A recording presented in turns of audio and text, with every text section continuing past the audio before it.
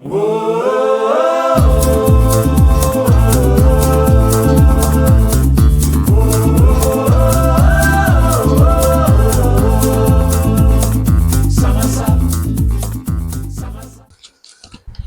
a todos, bienvenidos. Nosotras somos Pedagogas en Acción. Yo soy Brice. Yo soy Angie. Yo soy Leo. Y yo Miriam. Y en el capítulo de hoy veremos el tema del constructivismo. Bueno, recordemos que en el capítulo anterior hablamos acerca del cognitivismo, que es básicamente cómo aprende el ser humano de manera individual. A diferencia de nuestro capítulo de hoy, donde hablaremos del constructivismo, que habla más que nada de cómo aprende la persona, pero con su entorno, con las personas que lo rodean y el medio ambiente en el que se desenvuelve.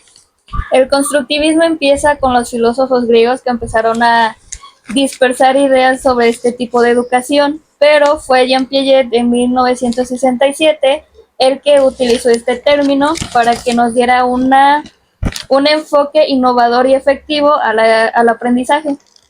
Así es, y es Jean Piaget quien lo denomina como una teoría del conocimiento que enfatiza que el conocimiento no se recibe pasivamente, sino que se adquiere activamente, es decir, es a través de la interacción del individuo con todo el entorno, el medio ambiente en el que se desarrolla, para que el aprendizaje pueda llevarse a cabo. ¿Y para ustedes qué es el constructivismo? Pues yo lo veo como, bueno, permítanme hablar. Es la manera en cómo aprendemos gracias a nuestras experiencias previas que hemos tenido a lo largo de nuestra vida, y pues así es como se construye todo el conocimiento que adquirimos. Sí, para mí el constructivismo es cómo construyes, la palabra de construir. Cómo construyes tu conocimiento a partir de lo que ya conoces y cómo cambia a partir del entorno y de las personas que están a tu alrededor. Exactamente, y es que no todos aprendemos de la misma manera y el entorno en el que nos desenvolvemos también influye mucho en la manera en que cada uno de nosotros aprende. Bueno, Jean Piaget nos habla también acerca de lo que son los esquemas mentales, que las denomina como estructuras de conocimiento que ayudan a interpretar la realidad y se modifican a través de la asimilación y la acomodación. Recordemos que la asimilación y la acomodación, en la asimilación es la información que ya tenemos previamente, vamos adquiriendo nuevos conocimientos, ahí entraría lo que es la acomodación. En la asimilación, esos nuevos conocimientos los interpretamos a la manera en la que nosotros lo podamos como guardar en nuestra memoria, por así decirlo, y mientras que en la acomodación, una vez que ya los acomodaste, que ya recibiste esa nueva información, la asimilaste con la que ya tenías, como que la uniste, la guardas, y ahí es donde surge lo que es la acomodación. Es como tu cerebro guarda esa información. Pues yo ahí tengo un ejemplo. Yo, por ejemplo, he aprendido a lo largo de mi vida y ahorita sobre todo la etapa de la prepa que la viví en línea, fue un proceso autodidacta. Yo tenía un conocimiento de hace 30 años cuando estudié la secundaria. Yo ya tenía un conocimiento, digo, no vengo de cero. A pesar de que no estaba dentro de la escuela, bueno, todas mis experiencias previas me han servido para construir, y ahorita, por ejemplo, en la prepa, que todo fue en línea, pues sí fue un proceso, sobre todo de enriquecerme con lo que yo buscaba, la información que yo buscaba, los temas me los daban los maestros, y precisamente eso se crea. La asimilación, la acomodación, crea un desequilibrio para que entre el nuevo conocimiento. Claro, y Piaget nos habla de 4 etapas. Así es, la primera etapa es la etapa sensoriomotriz. Que bueno, esta se encarga más que nada y se centra mucho en la exploración sensorial, los niños, y la manipulación de los objetos. También aquí existe el objeto por permanencia, que es, por ejemplo, cuando los niños ya tienen la idea de un objeto y al momento de que tú se lo quieras desaparecer, pues él ya sabe que ya existe ese objeto, o sea, ya sabe de la existencia de un objeto que aunque no esté ahí, sabe que está. Es como el onta bebé, o sea, sabe que estás ahí, claro, a pesar de que con tus manitas lo tapas. Exactamente. Posterior a lo que es el periodo sensoriomotor o sensoriomotriz, entra la segunda etapa, que sería el preoperatorio, que va de los 2 a los 7 años. Aquí el niño ya comienza a desarrollar un pensamiento simbólico, es decir, que el niño ya juega con su creatividad.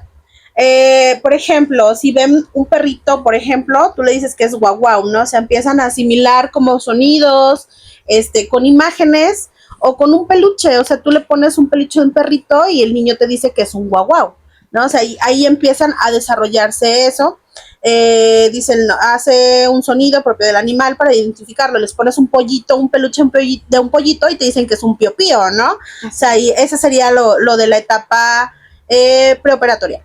Y en la etapa operacional, que va de los 7 a los 11, ahorita lo veíamos hace unos momentos con mi hijo, ¿no? O sea, él ya tiene 8 años, ya tiene una capacidad de razonar y sabe que los procesos, por ejemplo, del agua, es un proceso reversible.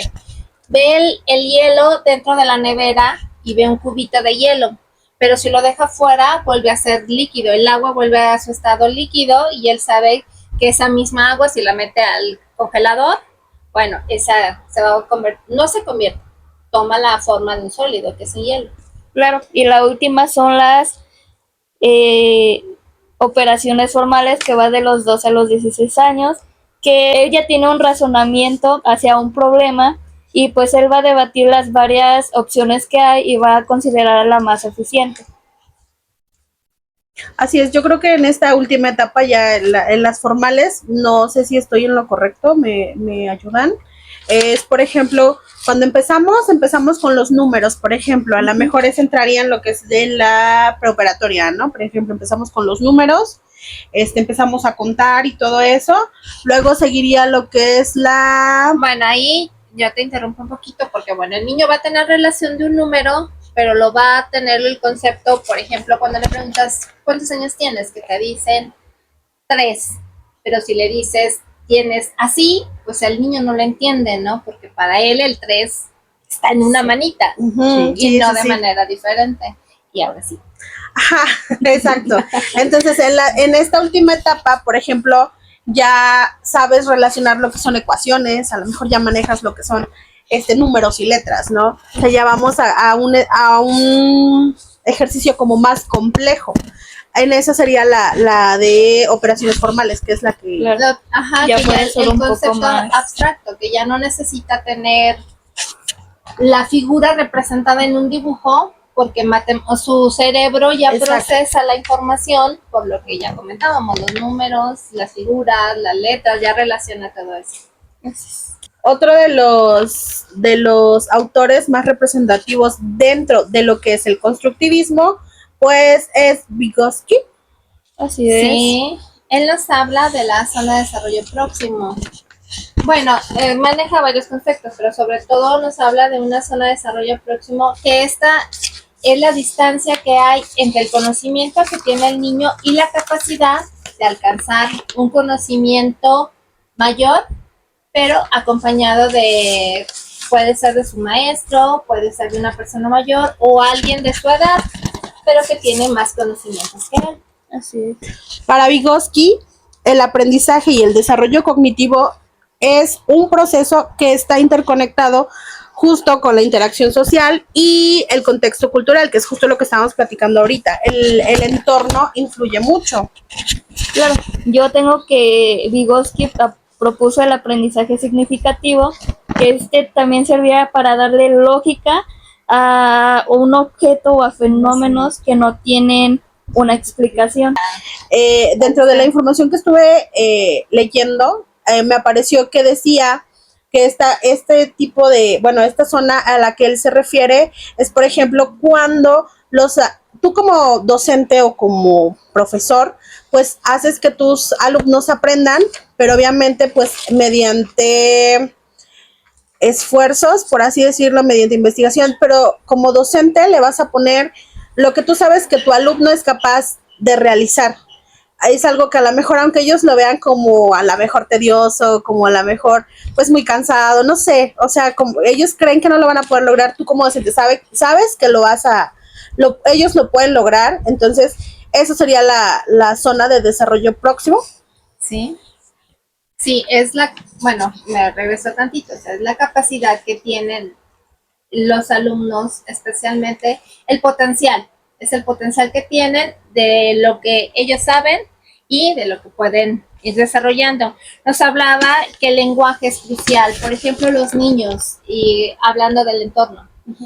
Un niño de guardería se desarrolla completamente diferente a un niño que está criado en casa, porque sus compañeritos, ya sea porque dentro de su hogar los dejan experimentar con todos los elementos que tienen, su lenguaje, su forma hasta de trepar, es más activa y más considerable que del niño que está criado solamente en casa, que su mamá lo cuida, que solo interactúa con su mamá o sola, bueno, ya en estos casos ya estamos con las abuelitas, ¿no? Porque la mamá trabaja, el papá, el niño se queda en casa sola con la abuelita y que no le da ni les hablan tanto, a lo mejor, creo que ahí había como un ejemplo de los bebés cuando les hablas y los motivas, cuando estás con ellos y les empiezas a hablar, aunque el bebé no te entienda, entre más le hables, ese bebé va a estimular más el lenguaje.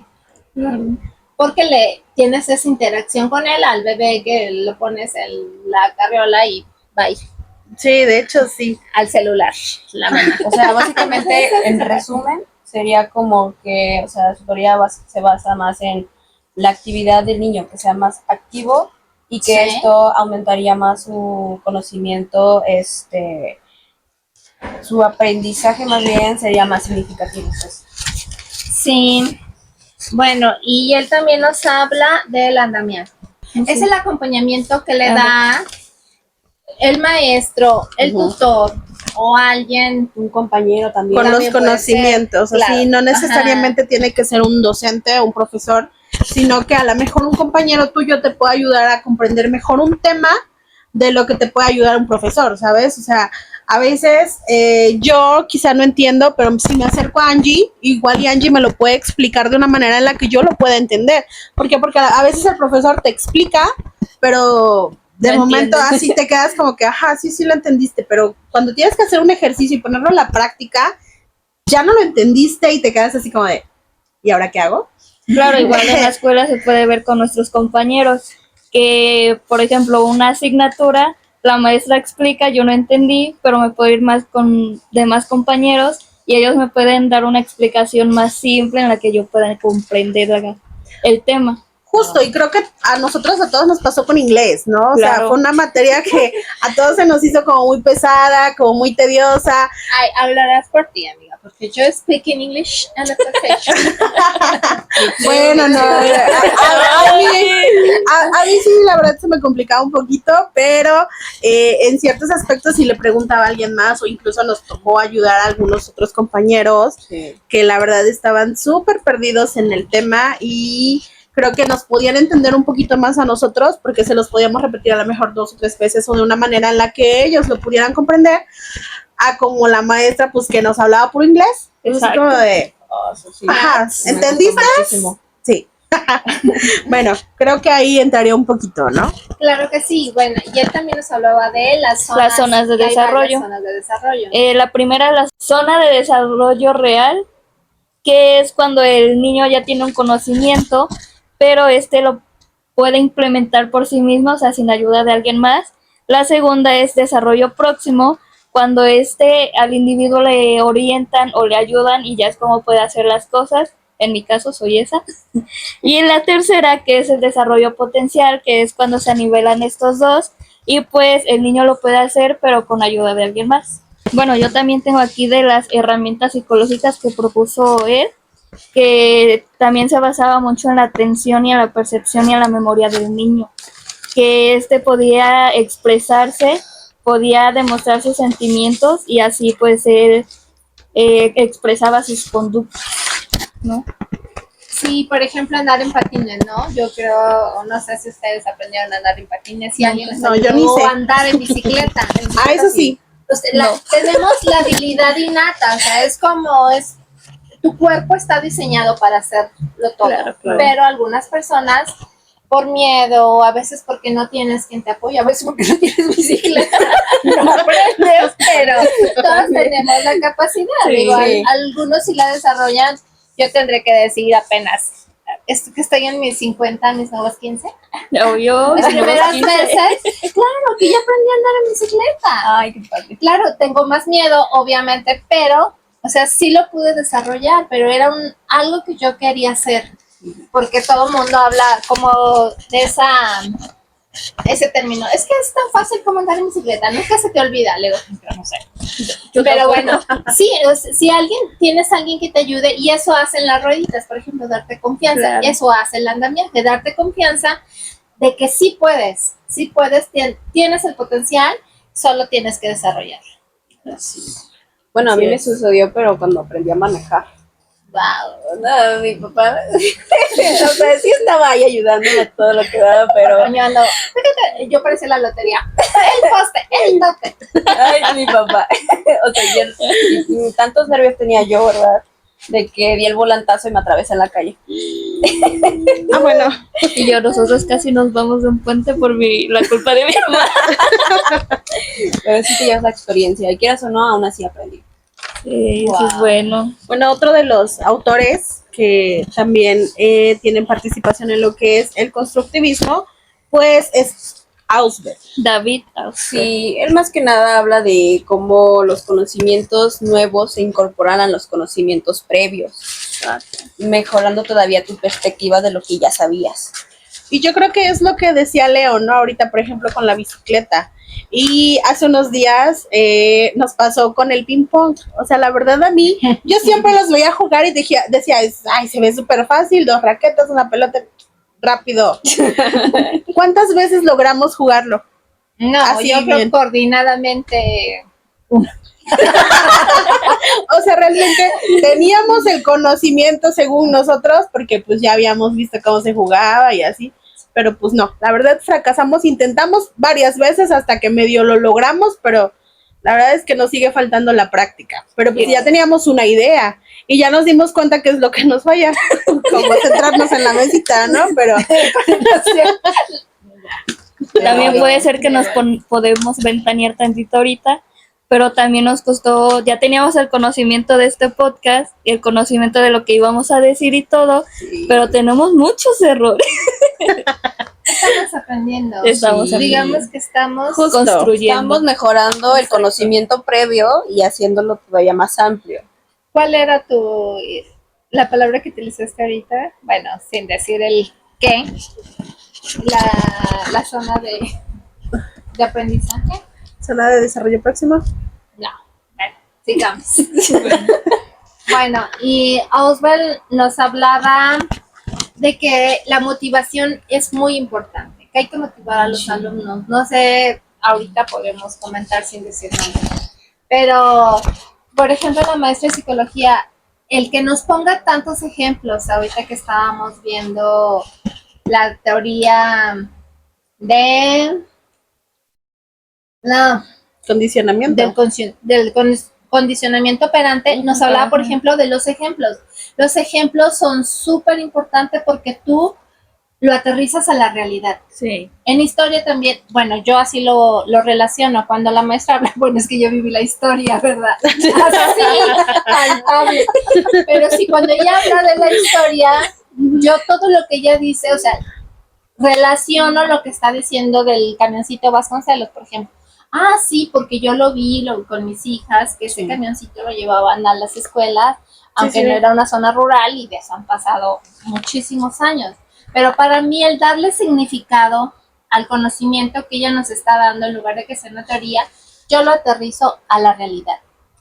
Bueno, yo creo que en cuanto a lo que dice Auswell, quiero volver a retomar el ejemplo de Leo, que nos decía de que tomó su preparatoria en línea, ¿no?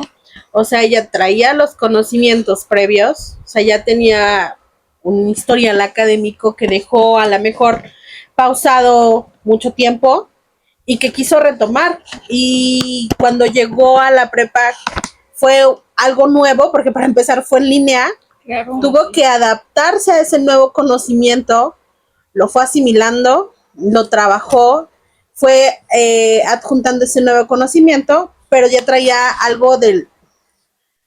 Pues supongamos que lo que adjuntó nuevo fue como que lo de la computadora, ¿no? Me imagino que en el tiempo de secundaria, pues la computadora como que todavía no la manejabas al 100. No había computadora, nos tocó la máquina de escribir de la mecánica, o sea, Entonces fue adaptarse, pero bueno, hasta para agarrar una computadora Leo ya traía el conocimiento del teclado, a lo mejor claro. de la máquina de escribir. Sí, claro, mira, sí, nos tapaban el teclado y... Justo, o sea, volvemos a lo mismo. Leo ya traía un conocimiento, ya dominaba el teclado, que a lo mejor muchos de nosotros todavía nos costaba o nos cuesta, ¿no? Pero ella ya traía el conocimiento justo cuando empezó esto de tener las clases en línea. Ella sí dominaba así como calcía en el teclado, a lo mejor, o sea, de dónde estaba qué letra o así, como decía ella, con los ojos cerrados, ¿no? O sea, el conocimiento previo lo traía.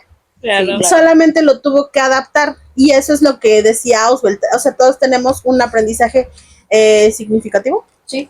O sea, todos tenemos un conocimiento previo para poder adaptar los nuevos conocimientos.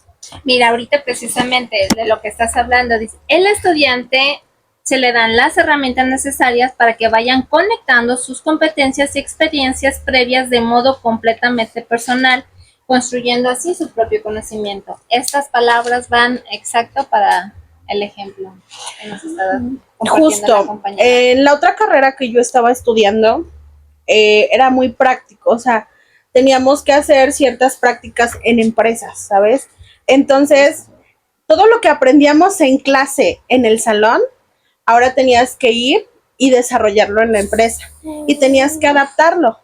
Y obviamente cada empresa tiene reglas diferentes, tiene cosas diferentes. Sí. Entonces, tú tenías que, esos conocimientos que ya tenías así como base, como previos, los tenías que adaptar a la empresa a la que tú estuvieras trabajando. Mira, justo lo que te voy a leer. La enseñanza constructivista se basa en la idea de que el aprendizaje es un proceso continuo y el movimiento. Los estudiantes se están aprendiendo a cada instante y sobre varios temas simultáneamente y al mismo tiempo. Aquí se muestra el dinamismo y la participación de los estudiantes para que conectando con el mundo tengan un aprendizaje significativo.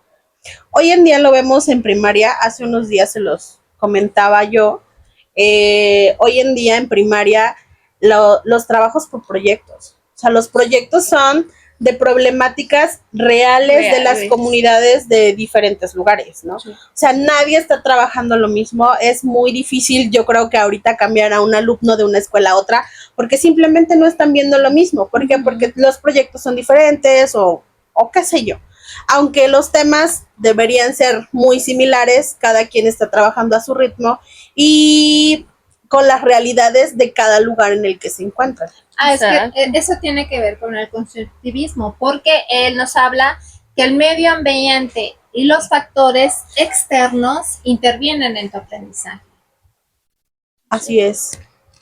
Hay muchas limitaciones, o sea, dentro de las entrevistas que vamos a realizar o que realizamos, dentro de las entrevistas que realizamos vamos a tener la oportunidad de entrevistar a un maestro de primaria rural y una maestra de telesecundaria, no sé si eso pone.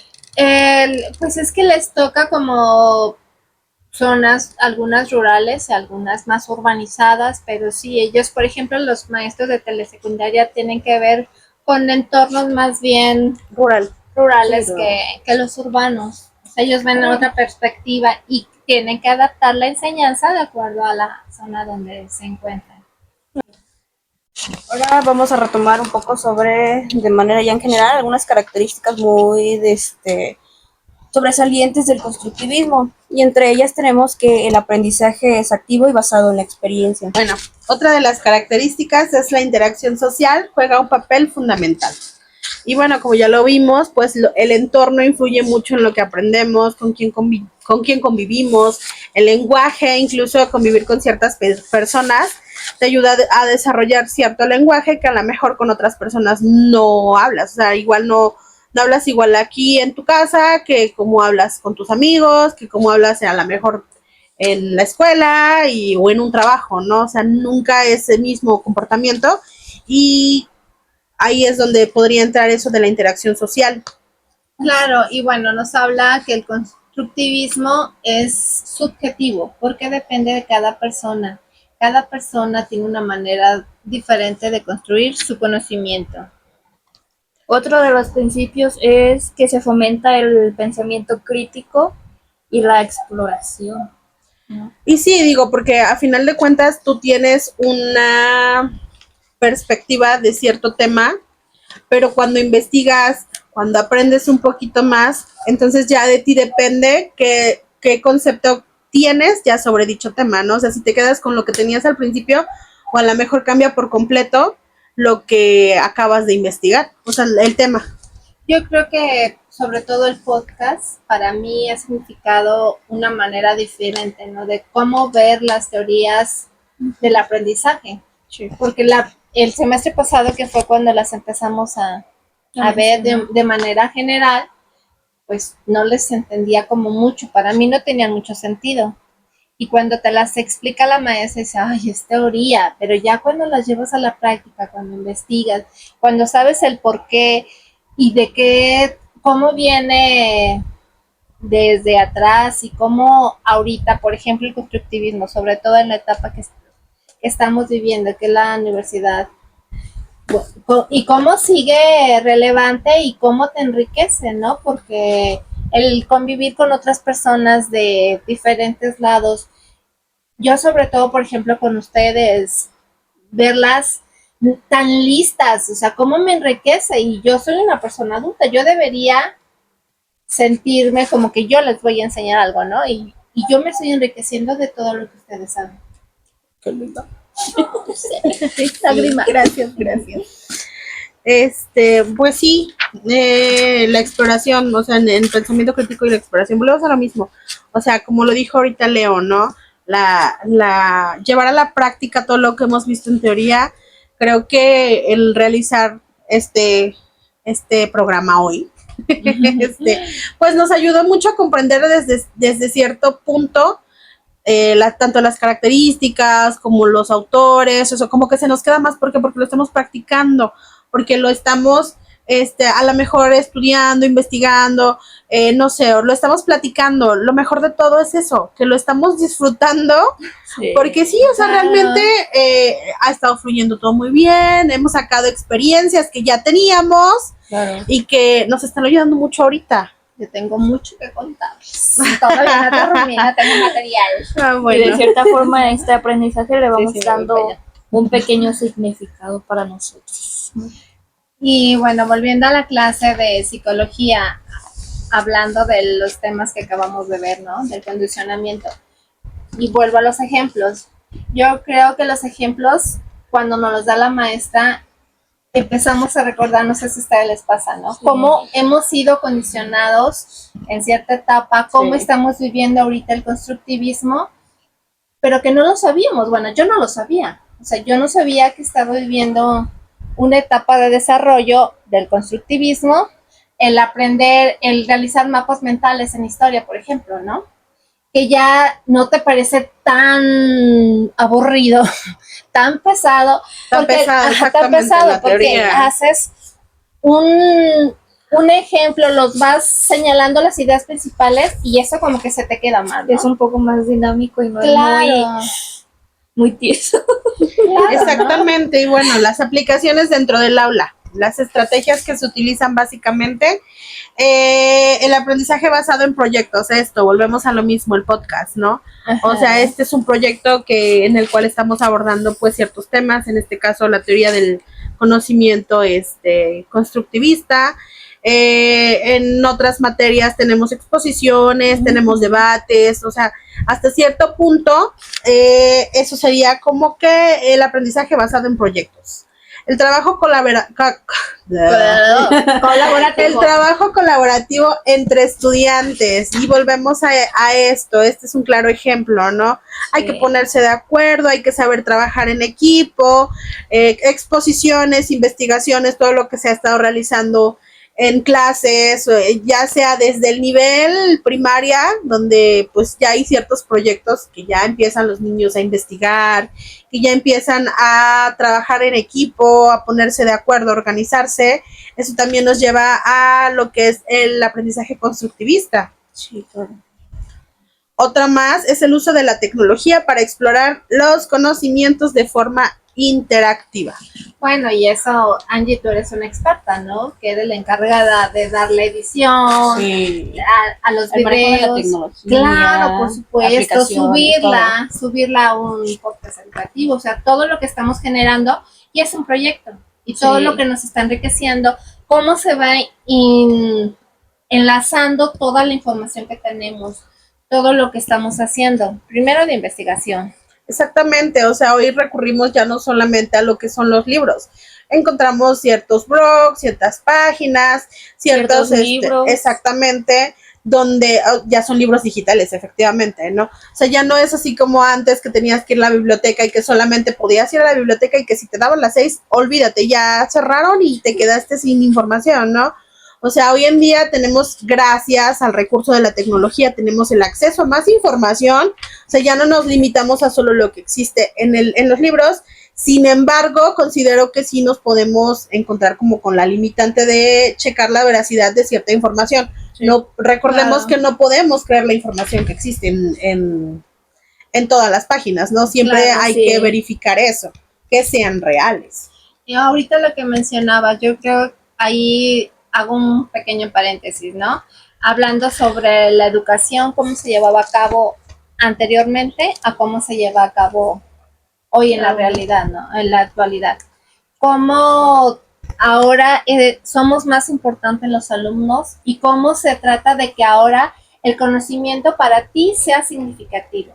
Que no nada más te llenes de paja, sino que lo practiques y lo pongas en práctica en tu vida. lo comprendo. Es que volvemos a lo que Claro. decíamos hace un momento con Piaget, ¿no? O sea, ya no es pasivo, ya el estudiante no nada más se queda esperando a que el docente venga y me diga, pasó esto, esto y esto. O sea, ya no. Simplemente él nos da como que una breve introducción a lo que es un tema. Nos toca investigar, nos toca resumir, nos toca ponernos como, no sé, como... Más dinámico la Exactamente. forma, sí. Claro, ¿no? Enriquecernos. Sí, así es. O sea, realmente nosotros formamos nuestro propio conocimiento. O sea, quizá a mí no me gustan los resúmenes, pero me salen los esquemas. Pero quizá a ella no le funciona lo mismo, pero igual. Esta manera en la que estamos trabajando, lo de ahorita de teorías, también es una manera en la que nos estamos enriqueciendo de nuevo conocimiento, donde estamos reafirmando un conocimiento que ya teníamos en libreta, en teoría o así, y que hoy en día estamos grabando y que estamos aquí, que estamos expresándolo Y ya con compartiendo, nuestras claro, palabras, lo que ya entendimos, lo que se nos quedó, ¿no? Bueno, creo que esa es la manera más real de demostrar esto. Pues yo de manera más personal, la verdad sí me gustaría decirles que a mí me gusta mucho, por ejemplo, entiendo más, ahorita editando. O sea, como que le doy más la vuelta a la edición, a los videos que estamos grabando, y como que se me queda todavía un poco más de información. O sea, ya tenía un conocimiento antiguo, ¿no?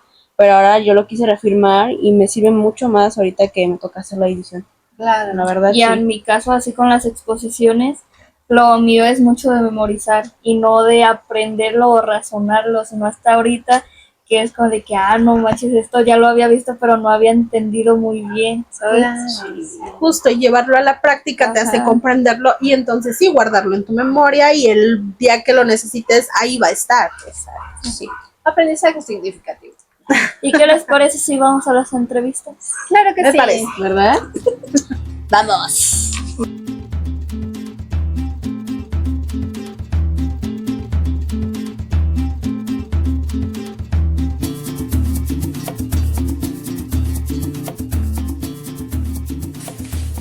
Hola, buenas tardes. Estamos hoy con la licenciada en Educación Secundaria, en la especialidad en telesecundaria, la maestra Jimena Sandoval. Buenas tardes. Hola, ella nos va a compartir hoy su experiencia de cómo practica ella con sus alumnos el aprendizaje constructivista.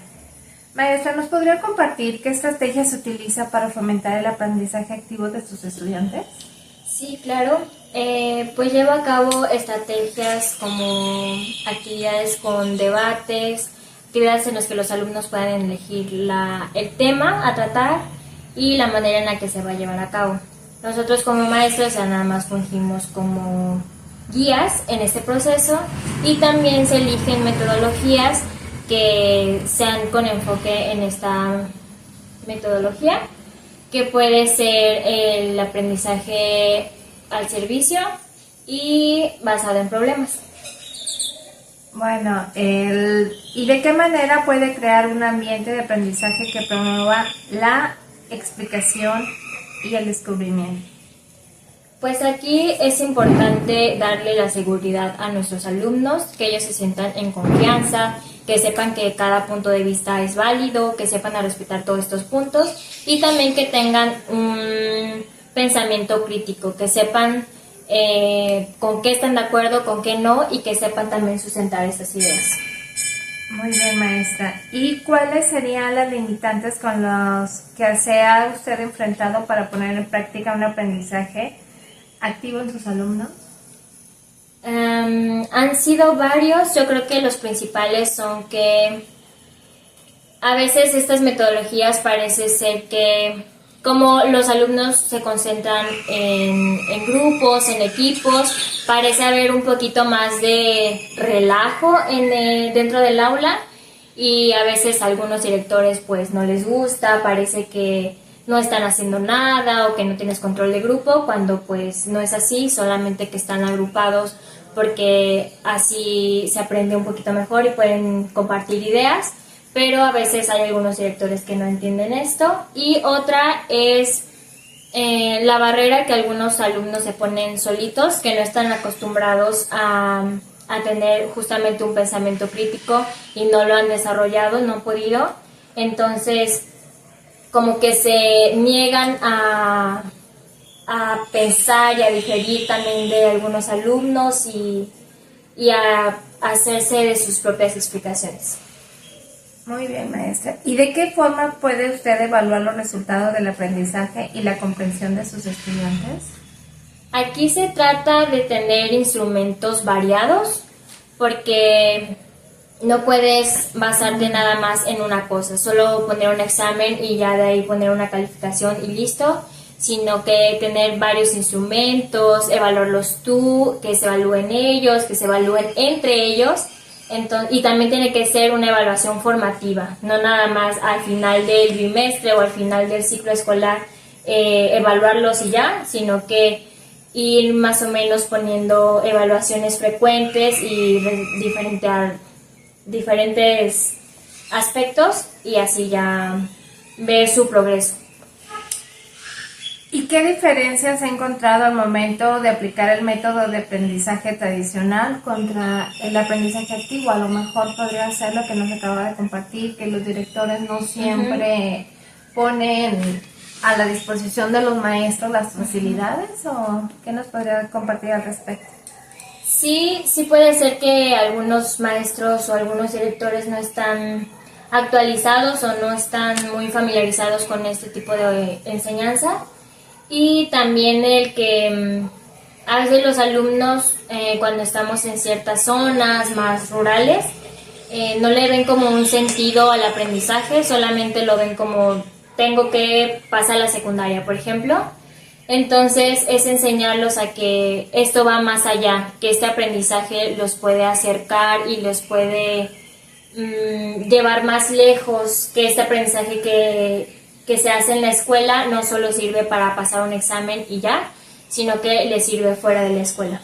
Ahorita precisamente de lo que nos compartía sobre una zona rural o una zona urbana, entonces nos podría compartir algún caso específico en el cual usted haya visto un impacto significativo del aprendizaje activo con sus alumnos.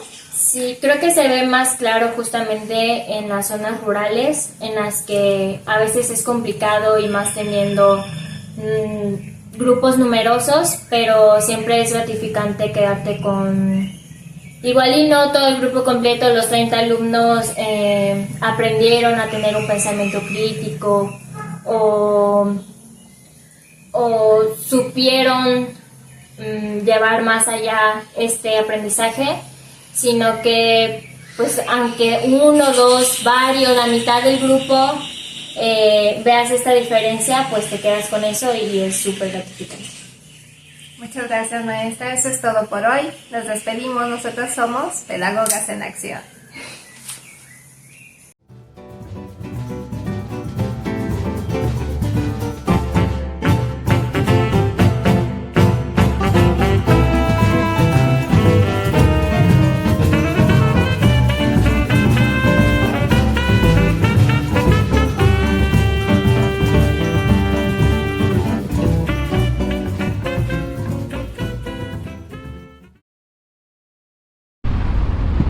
¿De qué manera puede crear un ambiente de aprendizaje que promueva la exploración y el descubrimiento? Bueno, para empezar yo creo que debemos crear un ambiente sano y afectivo donde los alumnos se sientan libres de expresar sus emociones y compartir con sus compañeros sus respuestas.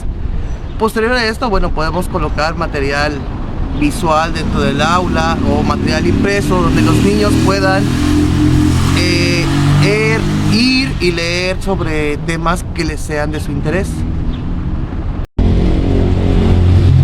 ¿Cuáles son las limitantes con las que se ha enfrentado para poner en práctica un aprendizaje activo en sus alumnos? Bueno, en mi caso me ha tocado trabajar en comunidades muy lejanas, ya sea ya en la sierra, donde pues es difícil encontrar los materiales, ya que pues no hay lugares donde comprar lo que se necesita o no nos llega la señal de internet y no tenemos los materiales dentro del aula o dentro de la escuela para poder trabajar. ¿Y cómo se ha adaptado a esas circunstancias? Bueno, pues hemos buscado la forma o llevando material de mi casa en este caso a los alumnos para que puedan trabajar dentro de clase. Aún así, a veces surgen dudas, a veces surgen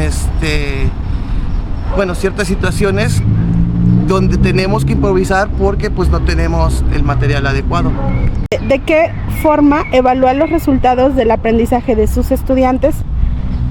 Bueno, dentro del aula se evalúa de forma continua, constante, con la participación de los niños en clase, con sus tareas, con trabajos, con investigaciones. También trabajamos con lo que es la retroalimentación. Esto nos permite con los niños ver en qué han fallado y cómo podemos corregir o lograr que ellos tengan un aprendizaje más significativo. Okay. Por último, ¿podría compartirnos algún caso específico en el cual haya visto un impacto significativo del aprendizaje activo con sus alumnos? Bueno, más que un caso, les voy a compartir una herramienta que utilizo dentro del aula que me ha funcionado para que tengan mayor participación los niños. En este caso la estrategia es el debate, que nos permite que los alumnos que casi no participan, que casi no hablan en clase, bueno, a la hora de decirles que vamos a trabajar con el debate, se les da un determinado tiempo para que ellos puedan leer y preparar sus argumentos. Así, con este modelo o con esta estrategia, ellos logran sentirse seguros de participar, ya que ya tienen la información preparada, ya solamente la comparten o la leen con sus demás compañeros. Bueno, muchas gracias.